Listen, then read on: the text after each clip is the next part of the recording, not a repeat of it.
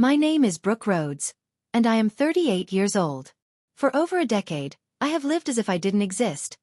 Cut out of family photos, erased from police records, treated like a ghost in the very department I once bled to protect.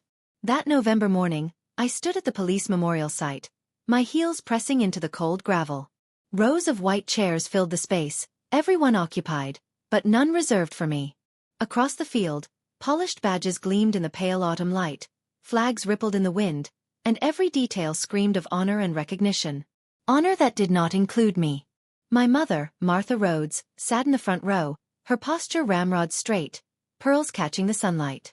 At her side stood my sister, Catherine Rhodes, a polished smile fixed on her face like a politician's mask. Neither looked my way. To them, I wasn't a daughter or a sister. I was an inconvenience. And then came the cruelest insult. The memorial stone bore its inscription. Beloved Chief William Rhodes, father of Catherine Rhodes. No mention of me. No space for me. Deliberate omission, carved in stone. My chest tightened, but I didn't move.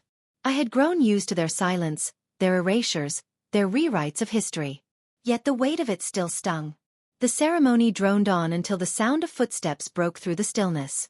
Sharp, deliberate, commanding. All eyes turned as Commander Rebecca Hale, a high-ranking officer with the kind of authority that didn't ask permission, stepped into the aisle. She raised her voice, strong and unwavering. Chief Inspector Brooke Rhodes, present. Gasps rippled through the crowd. Whispers swirled like wind through dry leaves. For the first time in years, they couldn't pretend I wasn't there. I lifted my chin and stepped forward, not marching but not meek either. Each step was heavy with the truth they had buried, but I was done being silent. After the memorial ended, I walked away from the crowds, from the polished words carved into stone that erased my existence. The cold air cut sharper than any blade, but it wasn't just grief that chilled me, it was rage. That night, as I sat alone in my small apartment, I received an unexpected knock. When I opened the door, there stood Mark, my father's old partner, a man I hadn't spoken to in years. His eyes carried the weight of someone who had been keeping a secret for far too long. Without saying much, he handed me a small brass key. "Your father gave this to me before he died," Mark said quietly. "He told me, when the time comes, Brooke will need it. And only her." My throat tightened. For years, I thought my father had left me nothing. Not a word, not a defense against the silence my family had forced on me. And now, here was proof that he had thought of me, even at the end. The next day, I returned to his old study. The room smelled the same, mahogany polish and dust, mixed with the faint trace of his cologne. His uniform still hung behind the door, untouched since the day he passed. I walked to his massive oak desk, my fingers brushing across its surface. With trembling hands, I slid the key into the bottom drawer. It turned with a click, the sound echoing like a sigh released after years of silence.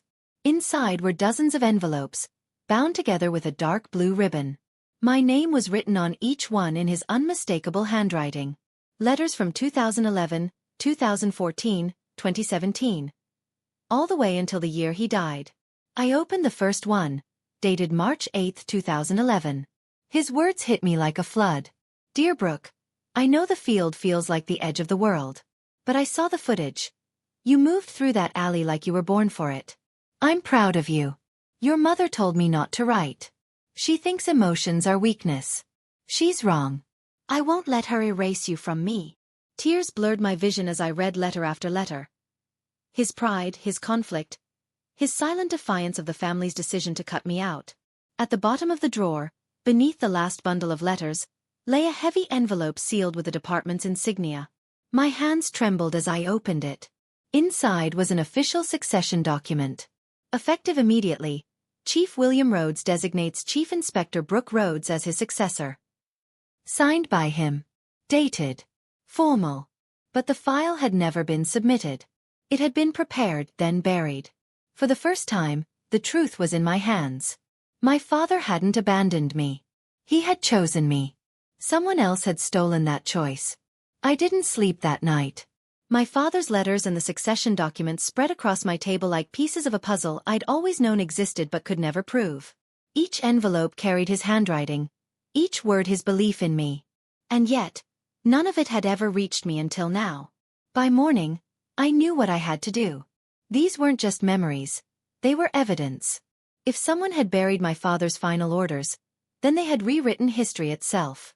I carried the documents to the precinct secure archive facility, the place where only high-clearance files were stored. The halls buzzed with the sterile hum of fluorescent lights, walls lined with security cameras that seemed to judge every step I took. Waiting for me inside was Commander Rebecca Hale. Her expression was unreadable but steady, the kind of strength that didn't need words. "You found something, didn't you?" she asked. I nodded and handed her the succession document. "He named me. Officially. And someone made sure it disappeared." Rebecca led me to a restricted terminal. Her clearance gave us access to the logs that tracked every document, every edit, every override. With a few keystrokes, lines of data appeared across the screen. There it was. Succession. Chief Inspector Brooke Rhodes entered into the system. And then, one day later, succession file removed. Manual override. The code beside it was unmistakable. K. Rhodes. My chest tightened. My own sister hadn't just ignored me. She had actively erased me. Rebecca's jaw clenched as she crossed her arms. "She didn't erase you by accident. She redacted you. That's different. Redaction means fear. She knew your father trusted you. She knew the truth would threaten her." The air felt heavier, pressing against me like the weight of every betrayal I'd ever endured. But Rebecca wasn't finished. She keyed in another filter, this time searching through the department's financial records. What came up made my blood run cold. Transfers. Offshore accounts. Money routed through a shell corporation tied to the Police Benevolence Fund, a program meant to support veteran officers and their families. And the authorization signature repeated again and again. K. Rhodes. Rebecca's voice was calm but sharp. $3 million. And every transfer happened right after your succession file was deleted. I pressed my hands to the desk, staring at the screen. This wasn't just family betrayal. This was institutional corruption. My sister had stolen not only my future but the integrity of the badge itself. I whispered, my voice low but steady. "Then we don't just fight her. We fight the whole system that protected her." Rebecca's eyes locked on mine. "Good. Because that's exactly what it's going to take." The evidence I had wasn't enough on its own. A document, even with my father's signature, could still be dismissed as a clerical draft. If I was going to bring down Catherine's lies, I needed allies, and I needed proof no one could bury. The first person I turned to was Mark, my father's old partner. He had already given me the key, but now I asked him for more. We sat across from each other in a quiet diner, the smell of burnt coffee hanging between us. "You think she acted alone?" I asked. He shook his head, tired eyes fixed on his cup. "No one erases a succession file without backup. Catherine had support, internal and political. I stayed quiet because I thought it would all fade. But it didn't. It only grew." He slid a folder across the table. Inside were sworn statements he'd kept hidden for years. Testimonies about irregular orders, about Catherine using my father's name to override protocols. "You'll need this," he said. Next was George, my father's retired colleague. I drove out to his cabin, a place that smelled of old pine and memories better left buried. George was older now, his hair fully white, but his posture still held the weight of command. He didn't waste time with pleasantries. Instead, he led me to the fireplace, pried open a hidden recess in the wall, and pulled out a small cassette recorder. "Your father asked me to keep this safe," George said. His voice was low, heavy with years of silence. He pressed play. The tape crackled. Then my father's voice filled the room. Clear. Steady. Unmistakable. "I, Chief William Rhodes, designate Chief Inspector Brooke Rhodes as my successor. This is my decision, my command, and my legacy." The room spun around me. It was the validation I had longed for, and the weapon Catherine could never discredit. George placed the recorder in my hands. "I buried good men with my silence. I won't bury you." By the time I left his cabin, I had more than documents. I had testimony. I had my father's voice. I had undeniable proof. Now, it wasn't just my word against Catherine's. It was a legacy speaking louder than her lies. Proof was one thing. Making people listen to it was another. Catherine had spent years polishing her reputation, weaving herself into the fabric of public trust. If I confronted her only inside the department, she would twist it into another whisper, another shadow. I needed daylight. I needed noise. That's why I agreed to sit across from Anthony Cooper, one of the toughest investigative journalists in the country. His reputation was built on exposing corruption, and once his spotlight found a target, it never dimmed. We met in a studio lined with harsh lights and unblinking cameras. I wore my uniform. Polished, precise, every detail sharp. It wasn't armor, but it was a statement. I hadn't been erased. Tonight, Anthony began, turning to the camera, we speak with Chief Inspector Brooke Rhodes, a name the public may not know but is about to remember. He faced me. Inspector Rhodes, why break your silence now? I held his gaze. Because silence was their weapon. My father named me his successor, and my sister made sure the world never saw it. For 12 years, I was treated like a ghost in the department I served. But I was never gone. And I won't be silent anymore. Anthony leaned in. Do you have evidence? I placed the cassette recorder on the table. His assistant cued it into the broadcast system. Seconds later, my father's voice filled the airwaves, strong and steady. I, Chief William Rhodes, designate Chief Inspector Brooke Rhodes as my successor. The studio went dead silent. Even Anthony, seasoned as he was, paused. Then he turned back to the camera. You just heard the words of the late Chief William Rhodes himself. I followed with the documents, the financial records, and Mark's sworn testimony. Each one stacked like bricks in a wall too solid to ignore. By the time the interview ended, the internet had exploded. Headlines ran with my name. Clips of my father's voice trended across every platform. Hashtags calling for justice spread like wildfire. And Catherine? She responded with a 2-line statement. My sister's claims are fabricated.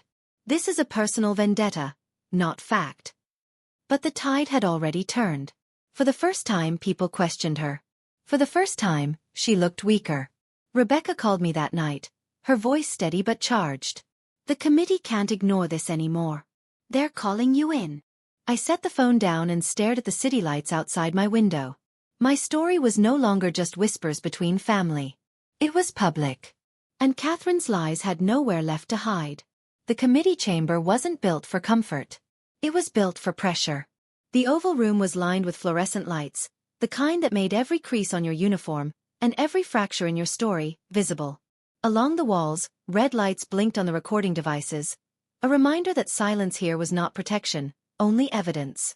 I entered in full dress uniform. My insignia gleamed, not because they'd been restored yet, but because I refused to let them tarnish. I had earned every one of them, no matter how many files my sister had buried. At the center sat Senator Joseph Grayson, flanked by a panel of officers and legal advisors. His voice was sharp as he opened. This review concerns allegations of interference in succession protocol, falsification of records, and misappropriation of funds within the department. Chief Inspector Brooke Rhodes, you may begin. I stood, my father's final letter tucked in my pocket like a heartbeat. 12 years ago, my father named me his successor. That order was hidden. I was silenced, not by failure, but by deliberate obstruction. The evidence was displayed piece by piece. My father's voice on the cassette, Mark's sworn testimony, George's recording, the signed succession document with metadata proving it had been buried. Each file appeared on the monitors behind me like a verdict waiting to be read. The opposition attorney, a young man named Coulson, rose with a practiced calm.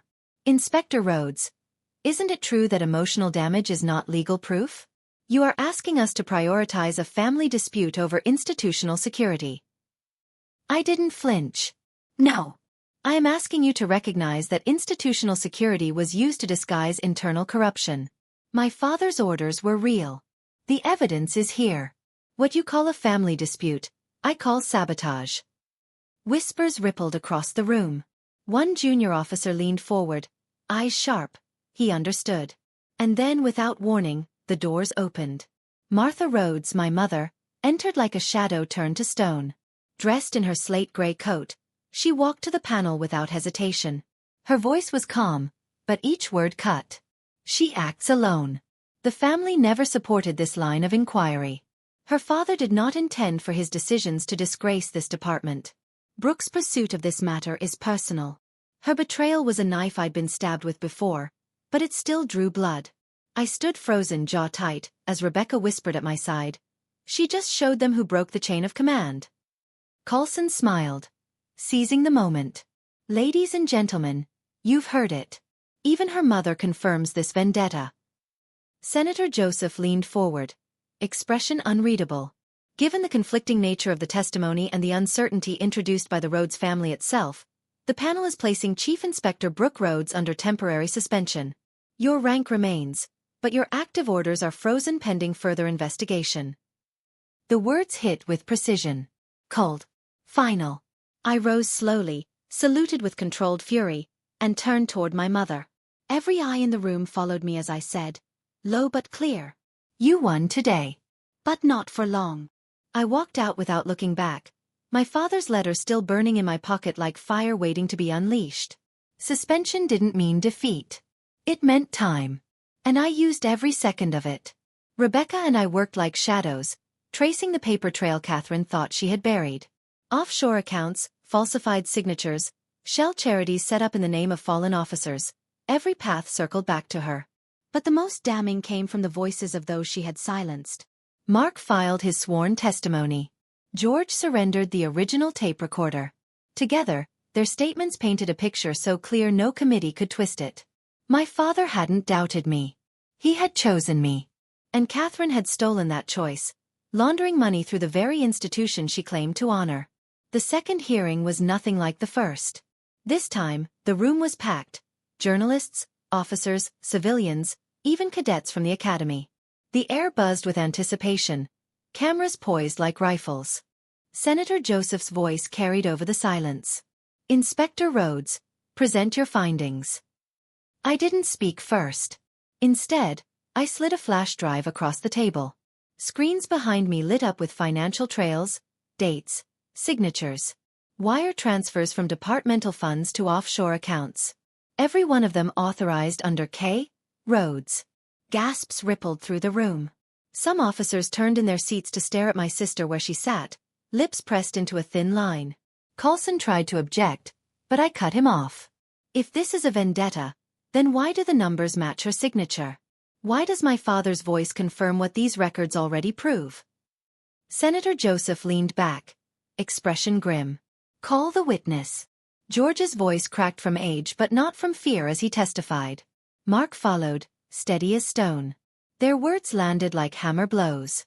Finally, the tape recorder was played. My father's voice filled the chamber, undeniable and unshakable. I, Chief William Rhodes, designate Chief Inspector Brooke Rhodes as my successor. Catherine's mask broke. She stood, pointing at me with shaking hands. She doesn't understand what was at stake. I did what I had to, for the department, for all of us. The senator's gavel struck like thunder. Silence. Ms. Rhodes. This panel finds sufficient evidence of fraud, embezzlement, and obstruction of justice. Effective immediately, Catherine Rhodes is stripped of office and referred for criminal indictment. The room erupted. Gasps, flashes, voices colliding into history. I stood motionless, my father's letter pressed against my chest beneath the uniform. For the first time in 12 years, the truth stood taller than every lie. The day of reinstatement came brighter than I expected. The great hall of the department gleamed like a cathedral of steel and honor, banners draped in ceremonial blue, every chair filled with officers, lawmakers, and civilians. I stood at attention in full dress uniform. The insignia on my shoulders hadn't changed, but I had. I wasn't the erased daughter anymore. I wasn't the ghost of a legacy. I was what my father always knew me to be. The chief of police stepped to the podium.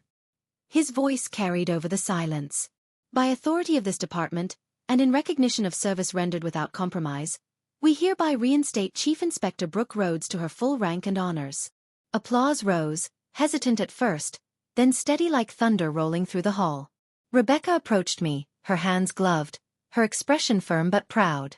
She affixed the insignia back on my shoulders and whispered just loud enough for me to hear. This belongs where it never should have been taken. I saluted her, every muscle remembering who I was. Across the front row sat Mark, steady and loyal, and George, whose weary eyes finally seemed lighter. My mother wasn't there. Catherine wasn't there either. Not here, not in this hall of honor. She was elsewhere, under the shadow of indictments and the reality of consequences. But my father was here. His portrait had been hung newly on the wall, and beside it, a photograph of him and me from years ago, restored, no longer clipped, my name engraved beneath it at last. When the applause quieted, I stepped to the podium. The lights blinded, the cameras blinked, but my voice was steady. For 12 years I was silenced. Not by failure, but by fear. Fear of what the truth would reveal. They tried to erase me from the record. But truth doesn't rot when buried. It roots. And today, it stands taller than every lie. The hall rose again, applause rolling like waves. Reporters shouted questions, one of them piercing through the noise. Inspector Rhodes, do you forgive your family? I paused. Let the silence stretch until it belonged to me. Then I said, forgiveness is not silence. I've spoken the truth. That's enough. Later that week, I walked into the training academy. The smell of chalk, leather, and cedar polish filled the classroom. Rows of cadets sat before me, their eyes carrying the same nervous determination I once had. This course isn't about tactics, I told them. It's about integrity under pressure. People will tell you to follow orders, and they'll be right, until they aren't. What saves more lives than any weapon is accountability. And it will cost you more than any bullet ever could. But it's worth it. As they scribbled notes, one cadet lingered after the others left. She hesitated, then asked softly, Inspector Rhodes, was it worth it? I smiled, faint but certain. I'm still standing.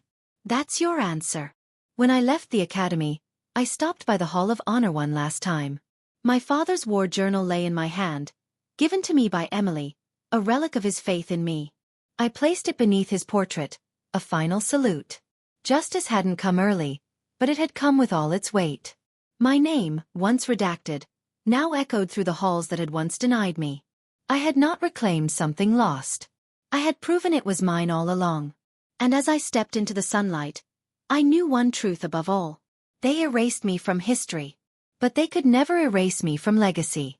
They tried to erase me, but the truth stood taller than every lie they ever told. My father's voice, my own fight, and justice finally brought my name back where it belonged. This was not just my revenge. It was a reminder that silence can never bury the truth. And here on Revenge Repeat, we ask you, if your own family tried to erase you from history, would you stay quiet? Or fight back until the world remembered your name?